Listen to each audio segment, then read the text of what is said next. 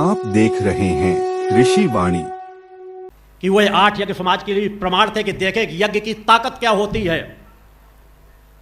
आज तो लाख लाख कुंडी यज्ञ हो रहे हैं, ढोंग पाखंड रचा जा रहा है। कर्ता क्रिया कर्म यदि हो तो यह विज्ञान के समान कार्य करता है। मैंने पहले यज्ञ में भविष्यवाणी की थी कि मेरे 8 यज्ञ अलग अलग स्थानों में अलग अलग मौसमों में होंगे, मगर अगर मेरे किसी यज्ञ में बरसात न हो तो मान लेना मेरे अंदर कोई पात्रता नहीं और मैं फिर एकांत स्थान में चला जाऊंगा। बोलो गुरुदेव भगवान की जय। और जब तक समाज को मुख नहीं दिखाऊंगा, जब तक पुनः वो पात्रता हासिल नहीं कर लूंगा। वो रिकॉर्डिंग पड़ी हुई है, जिन्हें इलाहाबाद के मेडिकल कॉलेज से भेज दिया गया घर वापस मिलिट्री के व्यक्तियों को कि अब ये मर जाएंगे, जीवित नहीं बचेंगे। मैंने कहा ले आओ मेरे यज्ञ के सामने, जिसे 2-2 लोग उठाकर बैठाते थे। मैंने कहा कोई चीज़ खाने को नहीं दूंगा। मेडिकल के वहाँ के डॉक्टरों को मैंने चुनौती दी थी, डॉक्टर आए थे, परीक्षण भी किए थे। पूरी दवा का खर्चा दूंगा। आज से 27 साल पहले की बातें हैं कि 50,000 रुपए जो चाहेंगे इनाम दे दूंगा अगर इसे ठीक कर दे। और देखिए यज्ञ की क्या ताकत होती है, जो हमारे ऋषियों मुनियों ने करके दिखाया है कि वहाँ का एक रजकण की तरह महत्वपूर्ण होता है। 11 दिन के अंदर स्वस्थ करके भेजूंगा, अब ये मेरे द्वारा कहा गया था। और 11 दिन के अंदर स्वस्थ करके अपने जो व्यक्ति को 2 लोग उठाते थे, एक चम्मच दलिया खिलाते थे, वो व्यक्ति पैदल चल करके 7 किलोमीटर की पद यात्रा किया विसर्जन के समय। बोलो गुरुदेव भगवान की जय। मेरे पिता दंडी स्वामी सन्यासी जी की भी यहाँ पर समाधि बनी हुई है, जिन्होंने संन्यास धारण कर लिया था। मैंने उस समय घर कभी आने के लिए उन्होंने इच्छा ही नहीं जाहिर की। मैंने तब अपने परिजनों का विश्वास दिलाया था कि जब उनके मृत्यु के अंतिम समय आ जाएगा तो उसके 6-7 महीने पहले उनको मैं अपने पास खींच अवश्य लूँगा।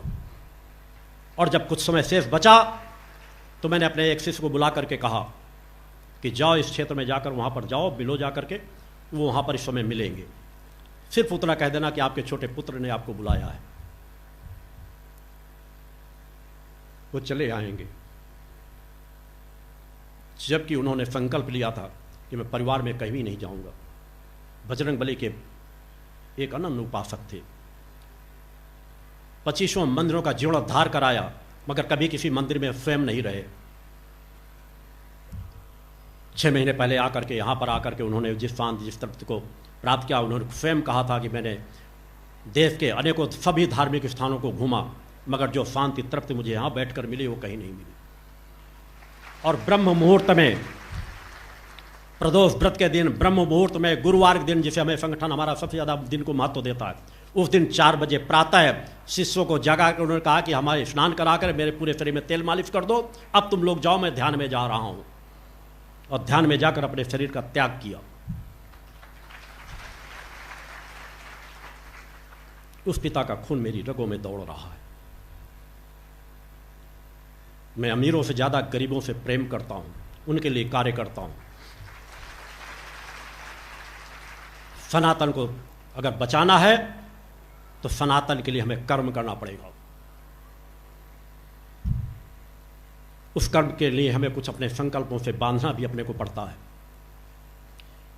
आज और कल का शिविर, जिसमें 2 घोषणाएं साल में मेरे द्वारा 1 या 2 शिविर ही बीच में दिए जाते हैं,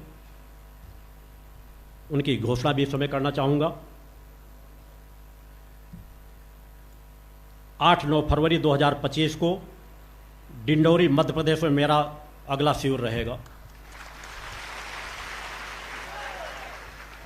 कई सालों से नेपाल के भक्त सतत प्रयास करते हैं, सैकड़ों के लोग यहाँ 400, 500 भक्त हर बार शिविरों में उपस्थित होते हैं।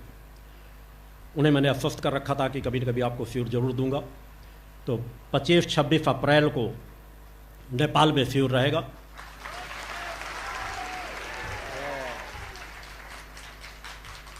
आप सभी लोगों की इच्छाएं थी कि गुरुदेव जी इस बार हमको शिविर मिल पाएगा नहीं मिल पाएगा, इसलिए मैंने इस शिविर में ये घोषणा कर दी है कि आप लोग तैयारियां कीजिए, वह शिविर आपके लिए सुनिश्चित रहेगा।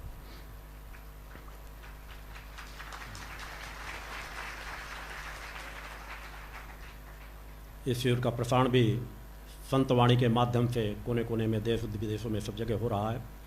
हमारे BMKS चैनल के माध्यम से भी हमारे से जुड़े हुए देश विदेश में माँ के भक्त सब इन क्रमों से जुड़ करके यहाँ के शिविर का दिव्यार्थियों का लाभ ले रहे हैं, जो आज के क्रम होंगे।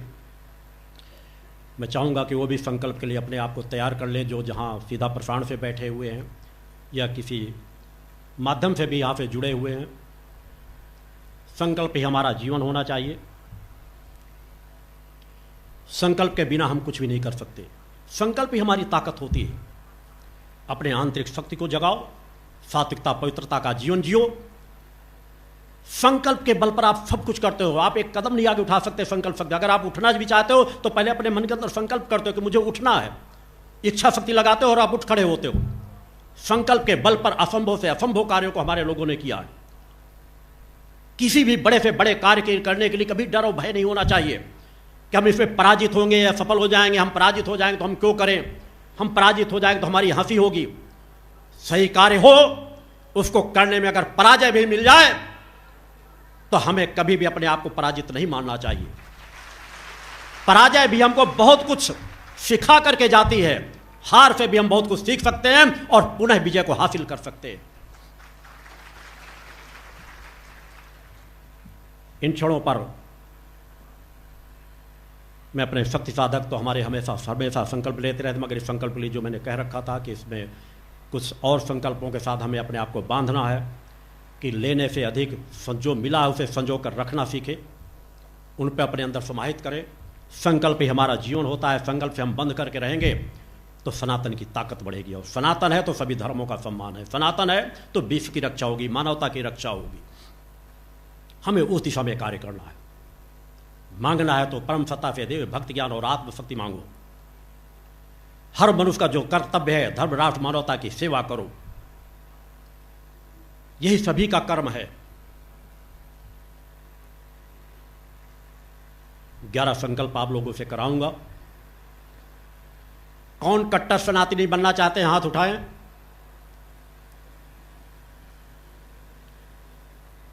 अच्छी बात है, सभी लोग उठाएं। सभी को कट्टर सनातनी बनना चाहिए। कट्टरता का तात्पर्य पर हिंसकता नहीं है। अपने अवगुणों को भगाना, उन पे कट्टर बन जाना। हमारे ऋषि मुनि तो कभी कट्टर रहे ही नहीं। उन्होंने तप किया, साधना किया, अपने शरीर को तपाया और वह सब कुछ किया जो असंभव सा था। आइए हम सभी माता आदिशक्ति जी ने जगदम्बा का ध्यान करते हुए, स्मरण करते हुए संकल्प करें। दोनों हाथ उठा करके सभी लोग संकल्प मेरे साथ बोलते चले जाएंगे।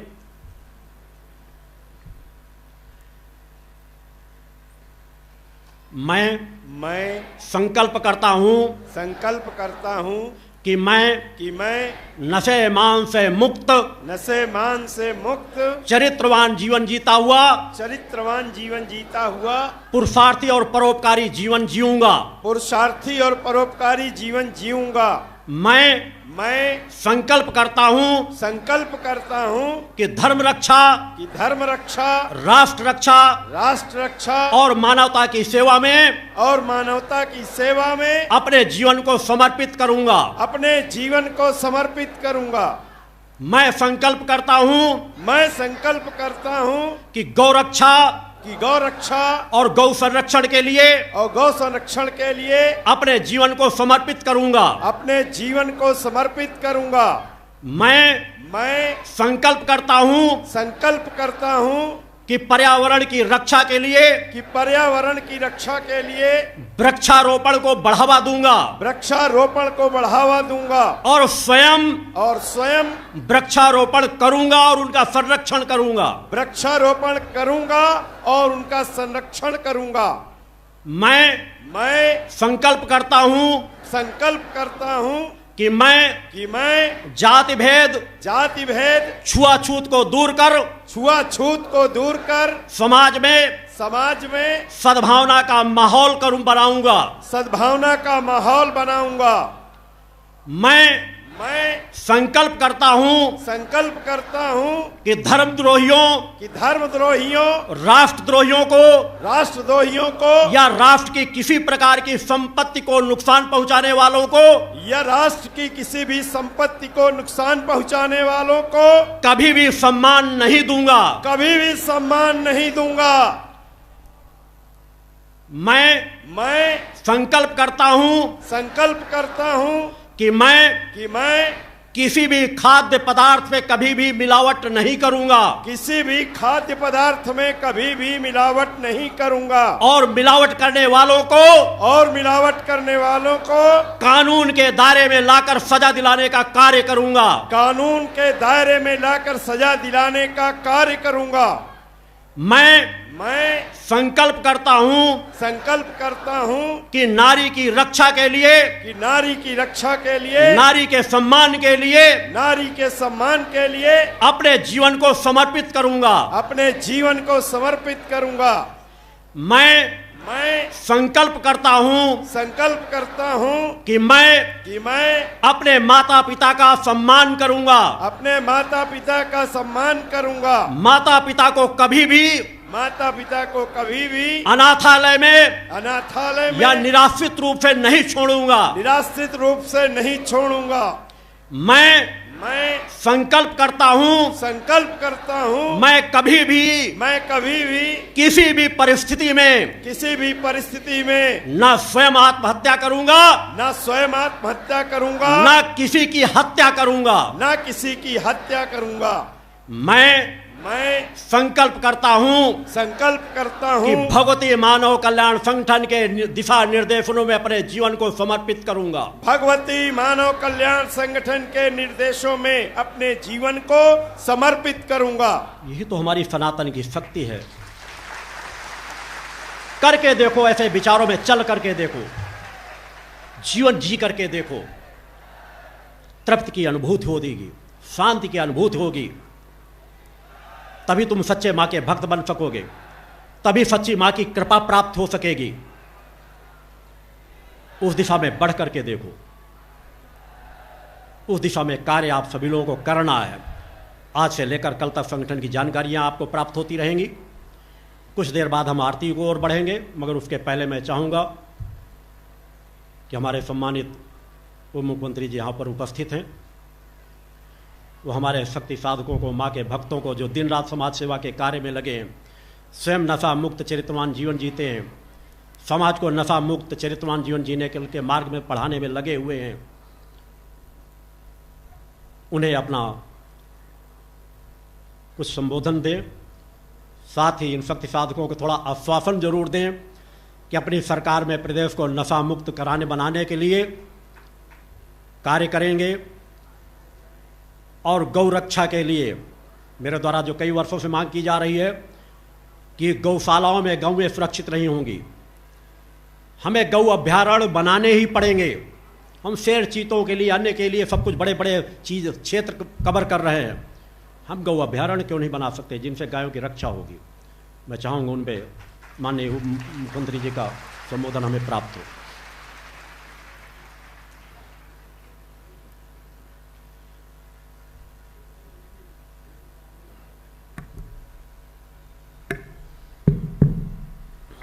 या देवी सर्वभूतेषु शक्ति रूपेण संस्थिता नमस्तस्यै नमस्तस्यै नमस्तस्यै नमो नमः। नवरात्रि का ये 9 दिन का पर्व शक्ति की देवी माँ दुर्गा की आराधना के ये दिन होते हैं। और ऐसे नवरात्रि के रामनवमी के दिन इतनी बड़ी संख्या में हम सारे लोग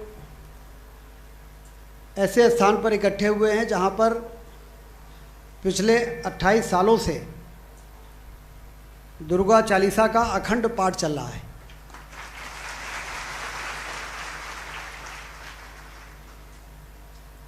और वो शक्ति की देवी की आराधना का काम शक्ति पुत्र के नेतृत्व में चल रहा है। सोने में सुहागा जैसा माहौल है यहाँ पर। और बिना शक्ति के तो न तो मानव का कल्याण किया जा सकता है, ना समाज का, ना देश का, ना प्रदेश का कल्याण हो सकता है, ना दुनिया का। हम लोग तो वसुधैव कुटुंबकम के मान्यता वाले लोग हैं। हम तो सारी दुनिया को एक परिवार मानते हैं। और इसलिए सर्वे भवन्तु सुखिनः सर्वे सन्तु निरामया सर्वे भद्राणि पश्यन्तु मा कश्चित् दुःख भाग् भवेत्। सभी का भला हो, सभी का कल्याण हो, सभी निरोगी हों। इस महान संकल्प के साथ श्रद्धेय शक्तिपुत्र महाराज जी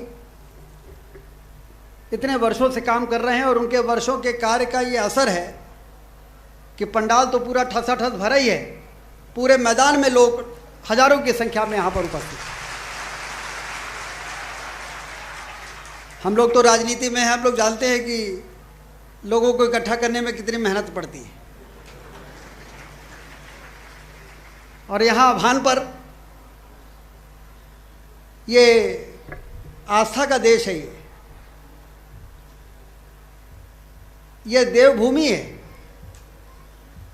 साक्षात भगवान ने इंसान के रूप में धरती पर जन्म लेके और कुरीतियों को, विकृतियों को समाप्त करने के लिए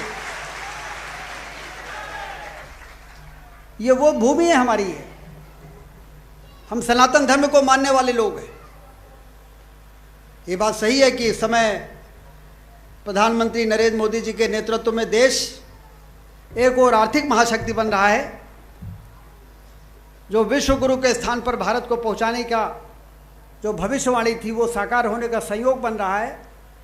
तो आर्थिक महाशक्ति तो बनाएंगी सरकारें। सरकारें अपने सुशासन से इस देश को आर्थिक महाशक्ति बनाएगी, लेकिन इन धर्म गुरुओं के नेतृत्व में भारत विश्व गुरु भी बनेगा। और यदि सिर्फ आर्थिक महाशक्ति बन गए और सनातन अध्यात्म छूट गया तो ये विकास फिर अभिशाप भी बन सकता है। हमें इस विकास को वरदान बनाना है, आने वाली पीढ़ी को सौंपना है। अभी नशा मुक्ति की बात हो रही है। यदि समृद्धि आ गई, गरीबी समाप्त हो गई, बेरोजगारी समाप्त हो गई, और यदि नशा जैसी कुरीति ने हमारे आने वाली पीढ़ी को अपने शिकंजे में जकड़ लिया तो ये विकास का फल खाने लायक क्या कोई बचेगा? मुझे याद है हम लोग जब समृद्धि की बात करते थे तो मध्य हिंदुस्तान के एक राज्य का उदाहरण देते थे। उस राज्य का नाम लेना आप ठीक नहीं है, नहीं तो बुरा लगेगा उन लोगों को, कि हम सिंचाई की नहरों का जाल बिछाएंगे और अपने प्रदेश को, अपने जिले को उस राज्य की तरफ बनाएंगे समृद्धशाली। लेकिन कुछ दिनों के बाद उस राज्य में नशे के चपेट में लोग ऐसे फंसे कि उस राज्य को लोग कहने लगे कि उड़ता हुआ राज्य है, नशे में उड़ता हुआ राज्य। तो उस राज्य की तरह बनने की बात हम लोगों ने फिर छोड़ दिया, क्योंकि हमें ऐसा विकास नहीं चाहिए जो हमारे बच्चों को, हम इतने व्यस्त हो जाएं, इतने अपने धंधे में मस्त हो जाएं, इतने अपने कामों में मशगूल हो जाएं कि बच्चे कहाँ जा रहे हैं और क्या कर रहे हैं। सिर्फ परिवार को पैसा थोड़ी चाहिए, पैसा परिवार को तो समय चाहिए, प्यार चाहिए, मार्गदर्शन चाहिए, संस्कार चाहिए। वही तो महाराज जी व्यासपीठ से हम लोगों को पाठ पढ़ा रहे हैं, क्या सही है और क्या गलत है। ये ठीक है कि हमारा देश तेजी के साथ आगे बढ़ रहा है, लेकिन क्या सही है और क्या गलत है, इसका यदि ज्ञान आने वाली पीढ़ी को हम समय पे नहीं देंगे तो ये विकास फिर अभिशाप बन जाएगा। और फिर ये देश जो दुनिया का नेतृत्व करने का क्षमता रखता है। स्वामी विवेकानंद जी ने 1893 में कहा था कि 21वीं सदी भारत की होगी, और 21वीं सदी चल रही है। 2047 में 100 वर्ष पूरे होने वाले हैं आज़ादी के, और इन 2047 में मोदी जी ने कहा है कि विकसित भारत के संकल्प को पूरा करेंगे और आर्थिक रूप से अमेरिका और चाइना को भी पीछे करके उससे भी आगे भारत को निकलने का काम करें।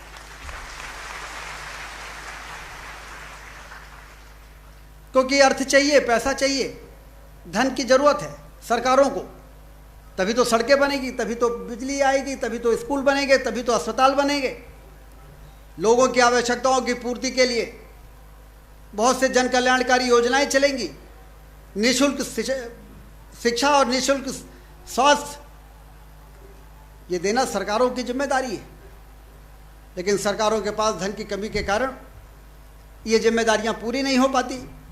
लेकिन जिस दिन आर्थिक महाशक्ति भारत बन जाएगा उस दिन शिक्षा और स्वास्थ्य जैसे महत्वपूर्ण क्षेत्रों में आम आदमी के लिए उपलब्ध उसके दरवाजे पर निःशुल्क शिक्षा और निःशुल्क स्वास्थ्य पहुँचे, ये सरकार इन जिम्मेदारियों को पूरी करेगी। और इसलिए ज़रूरी है कि हम इस प्रकार के आयोजनों में, जो धार्मिक त्यौहार हैं, हमारे पर्व हैं, इन पर्वों में आस्था के साथ जाएं। देखो, भगवान का आशीर्वाद बिना समर्पण के नहीं प्राप्त होता है, शरणागत हो जाना पड़ता है। ये महाराज जी जो हमें बातें बता रहे हैं, श्रोता भी 3 प्रकार के होते हैं। एक श्रोता तो होते हैं कि आ गए हैं, बैठे हैं, एक कान से सुने दूसरे कान से निकाल दिए। दूसरे श्रोता होते हैं जो एक कान से सुने और दिमाग में लगे कि ये कैसे हो सकता है, हनुमान जी ने एक छलांग में समुद्र कैसे पार कर लिया, संभव हो ही नहीं सकता। दूसरे प्रकार के श्रोता तर्क कुतर्क अपने दिमाग में चलाने लगते हैं।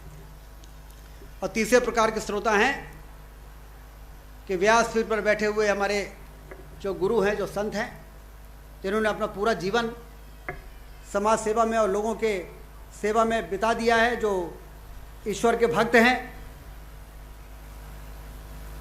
उनके द्वारा कही गई बातों को एक कान से सुनने के बाद उसको पूरा का पूरा अपने हृदय में बैठा लें। बिना आस्था के हमें मार्ग नहीं मिल सकता है, और बिना समर्पण के हमें भगवान का, हमारी बैतरणी पार नहीं हो सकती। और इसलिए आप सब सौभाग्यशाली हैं। आज तो पूरे देश में नवरात्रि का त्यौहार पूरे धूमधाम के साथ मनाया जा रहा है। कल हमारी रीवा में भी पवित्र स्थान माँ कालिका का रानी तालाब में अष्टमी के दिन पिछले 15 वर्षों से भव्य देवी जागरण होता है।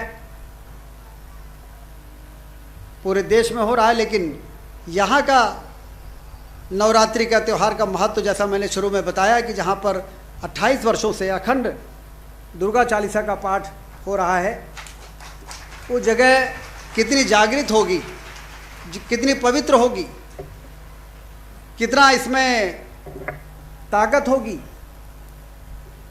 इसका अंदाज हम लोग लगा सकते हैं। और इसलिए आप सब सौभाग्यशाली हैं, मैं भी, कि हम लोग यहाँ पर इकट्ठा हैं और देवी जी का आशीर्वाद प्राप्त कर रहे हैं। कुछ दिन पहले गणेश उत्सव था, बुद्धि के देवता,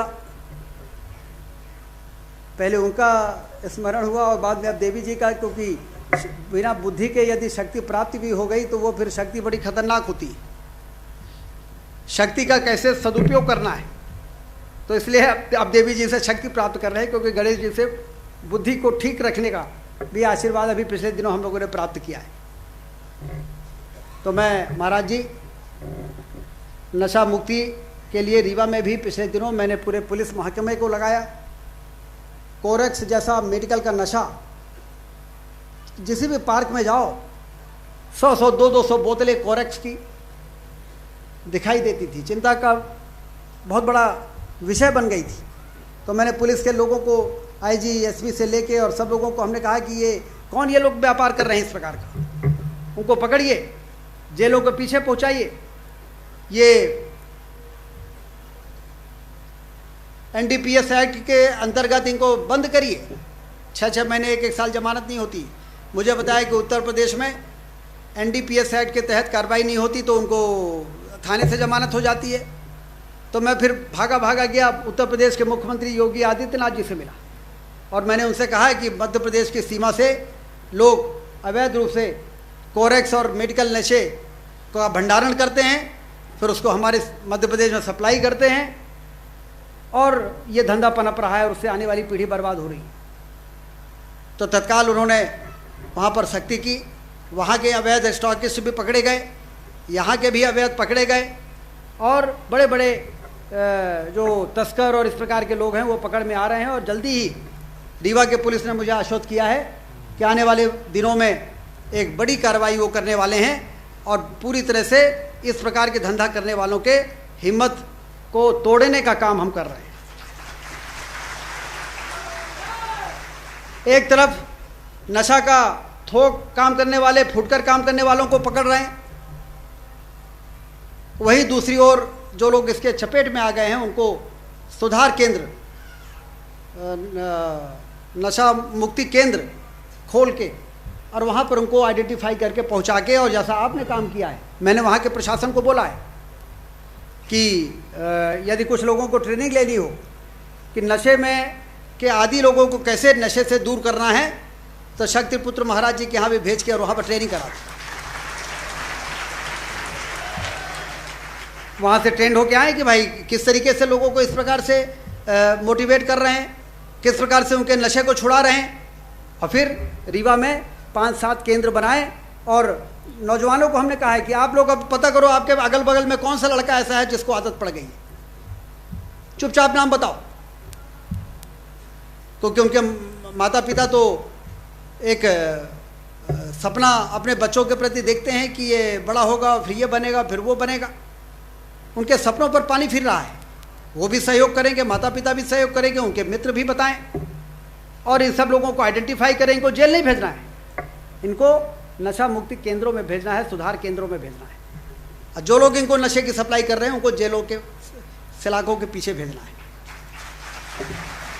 इस प्रकार का अभियान यहाँ पर कलेक्टर शेड्यूल भी हैं और एसपी शेड्यूल भी हैं। आप लोग भी इसी प्रकार की कार्रवाई को पूरी ताकत से शुरू करिए, किसी भी कीमत में बच के जाने ना पाएँ। इस प्रकार के लोग जो पीढ़ियों को बर्बाद कर रहे हैं, कम से कम आज यहाँ से यही संदेश लेके हम जाएं। जो अभियान, जो यज्ञ आपके नेतृत्व में पिछले कई वर्षों से हो रहा है, आपने तो बहुत पहले सजग और सतर्क कर दिया था, लेकिन हो सकता है हम लोगों ने उस समय इस बात को ठीक से समझा नहीं, और आज वो विकराल रूप धारण कर रहा है। इसलिए अब हम देर आए लेकिन दुरुस्तगी के साथ आएँ, और आगे और ज़्यादा नुकसान ना हो, इसके लिए हम लोग सामाजिक संगठनों के साथ तालमेल बना के प्रशासन और सरकार किस प्रकार से इस बीमारी को समाप्त करें, इसकी जरूर कार्य योजना हम बनाएंगे। ये आपको हम भरोसा दिलाते हैं। और एक बार फिर से सभी को माँ कालिका का, माँ दुर्गा का आशीर्वाद प्राप्त हो, और हम सब को जो माँ कालिका से शक्ति मिले, वो जनता के कल्याण में उस शक्ति को लगाने में हम सबको ईश्वर आशीर्वाद दें। शक्तिपुत्र महाराज जी का आशीर्वाद तो प्राप्त ही है। अभी आपने कहा कि नेपाल में हम शिविर लगाएंगे, तो नेपाल के बहनें खड़ी हो गई और तालियां बजाने लगी। इसका मतलब ये है कि आपके द्वारा चलाया गया यज्ञ जो है वो देश के अंदर तो है ही, देश के बाहर की सीमा में हमारे पड़ोसी देशों में भी पहुंच गया। इसके लिए बहुत बहुत बधाई। मैं यहीं से आपके चरणों में प्रणाम करता हूँ। और रहेगा। अब मुझे जल्दी यहाँ से चाहे निकलना पड़ेगा। 2 मिनट के लिए आप बैठ लें। इसके बाद चूँकि आप हमारे अपने हैं, कई बार आप आश्रम आ चुके हैं, बैठ चुके हैं, और हम आपको ऐसे जाने भी नहीं देंगे। निश्चित है आपने स्वयं आप नशा मुक्त के लिए कार्य कर रहे हैं, वैसा जीवन जीते हैं, समाज के बीच कार्य कर रहे हैं, शासन प्रशासन आपके निर्देशों का पालन भी कर रहे हैं। उसके लिए भी नाजायज़ जो खेपें चल रही हैं उसके लिए बहुत बड़ा कार्य किया जाएगा। मगर मैं आपसे अपेक्षा कर रहा हूँ, क्योंकि आपसे अगर अपनी बात नहीं रखूँगा तो मैं इसकी इन भक्तों की आवाज़ नहीं रख सकूँगा कि आज वही मैं हर मंचों से कहता हूँ कि मेरी कही हुई बात कई बार हो सकता है बुरी लग जाती हो, मगर मैं कहने से कभी चूकता नहीं। आपने अभी जिक्र किया कि बाहर से खेपें आ रही हैं, जिलों से आप बहुत अच्छा कार्य कर रहे हैं, करना भी चाहिए। शासन प्रशासन को पूरी क्षमता लगाना चाहिए, संगठन भी साथ है शासन प्रशासन के। हम इतने बड़े आयोजन करते हैं, लाखों लाख हमारे कार्यकर्ता कभी शासन प्रशासन पर बोझ नहीं बनते, ना के बराबर सेवाएं लेते हैं। हम सब अपने हमारे हजारों हजार कार्यकर्ता कार्य करते हैं। मेरी आवाज़ मैं चाहूँगा कि आप देश के प्रधानमंत्री जी तक पहुँचाएँ, उनके साथ मेरा सदैव चिंतन बना रहता है। आओ इस अभियान में सब, आओ इस अभियान में, आओ इस अभियान में सब, आओ इस अभियान में, आओ आओ इस अभियान में, सब आओ इस अभियान में। जन सुधार अभियान छिड़ा है, जन सुधार अभियान छिड़ा है सारे हिंदुस्तान में। आओ इस अभियान में, सब आओ इस अभियान में। आओ इस अभियान में, सब आओ इस अभियान में।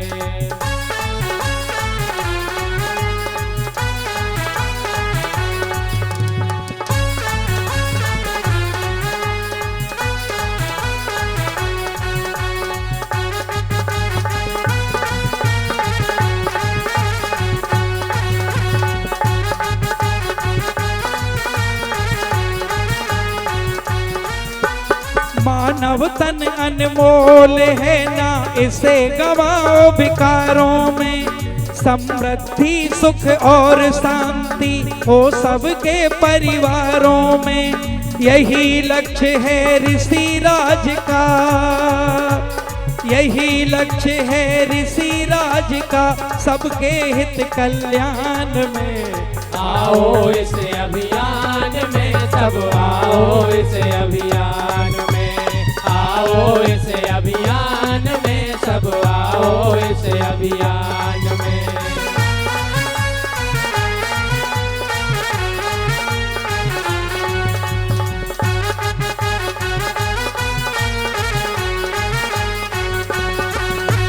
शक्ति साधक के परिवेश में गुरुवर सबको ढाल रहे। लक्ष्य यही सद्गुरु देव का जनमानस खुशहाल रहे। भारत की खुशहाली भारत माता के सम्मान में। आओ इस अभियान में, सब आओ इस अभियान में। आओ इस अभियान में, सब आओ इस अभियान में।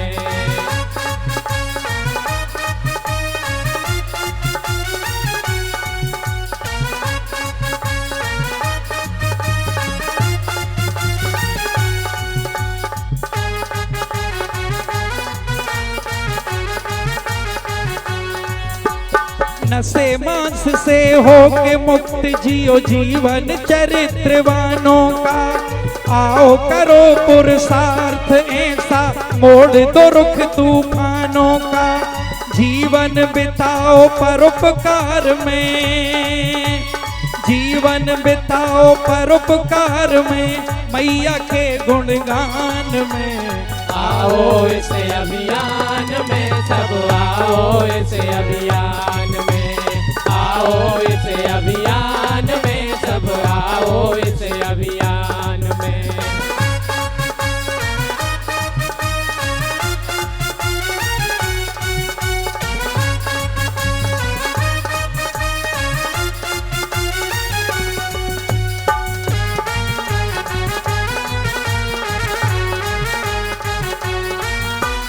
गुरुवर कहते जीवन सारा जन जन के हित जीना है। छोड़ो विषय विकार सभी माँ भक्ति का अमृत पीना है। माँ ही निखिल ब्रह्मांड की जननी, माँ ही निखिल ब्रह्मांड की जननी सदा रहे ये ध्यान में। आओ इस अभियान में, सब आओ इस अभियान में। आओ इस अभियान में, सब आओ इस अभियान में।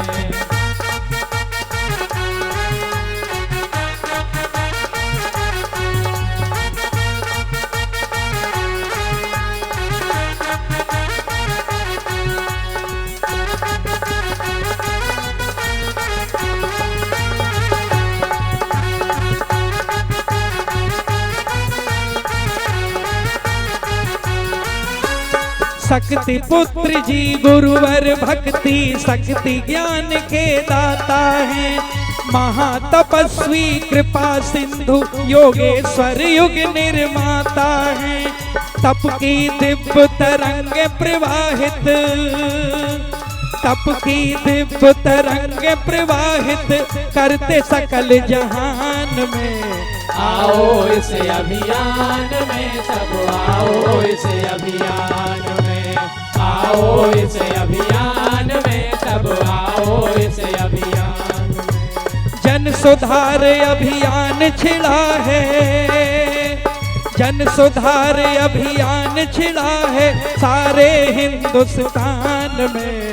आओ इस अभियान में सब आओ इस अभियान में, आओ इस अभियान में सब आओ इस अभियान में, आओ इस अभियान में सब आओ इस अभियान में।